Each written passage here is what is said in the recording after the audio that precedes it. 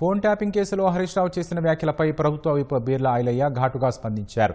సిట్కు విచారణకు హాజరవుతున్న విషయం మరచి హరీష్ రావు పోరాట యోధుడిలా మాట్లాడుతున్నారని మండిపడ్డారు.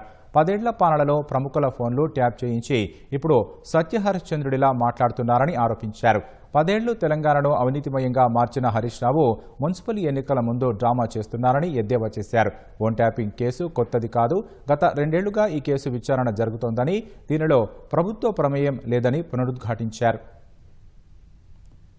మరి గత 10 ఏళ్లుగా ఎంతో మంది మీద అక్రమ కేసులు పెట్టి ఇలా అధికారాన్ని దుర్వినియోగం చేసిన మీరు సిట్లో ఫోన్ ట్యాపింగ్ లో విచారణకు హాజరైతుంటే ఏదో నేను ఘనకార్యం చేసిన అని చెప్పి ఇలా మాట్లాడుతున్నావు. మరి మీ ఎమ్మెల్సీ కవిత గారే ఎంతో మంది ముఖ్యులై ఫోన్ ట్యాపింగ్లు అయినాయి, మరి ఇంటర్వ్యూడే ఫోన్ ట్యాపింగ్ చేసిందని చెప్పి మీ ఎమ్మెల్సీ కవిత మాట్లాడితే దానికి సమాధానం చెప్పలేని హరీష్ రావు ఇవాళ మా గౌరవ ముఖ్యమంత్రి మీద అవాక్కులు చవాక్కులు పెడుతున్నాడు. ఫోన్ ట్యాపింగ్ కేసులో ఇరికి ఇవాళ విచారణకు పోతుంటే నేనేదో పోరాట యోధుని, నేనేదో ఉద్యమకారుని, ఆ రోజు ఉద్యమాన్ని రగిల్చి ఇవాళ అగ్గిపెట్టి పెట్రోల్ తెచ్చి అగ్గిపెట్ట దొరకని అగ్గిపెట్టే హరీష్ రావు ఇవాళ మా ప్రభుత్వం గురించి మా ముఖ్యమంత్రికి మాట్లాడితే తస్మాత్ జాగ్రత్త.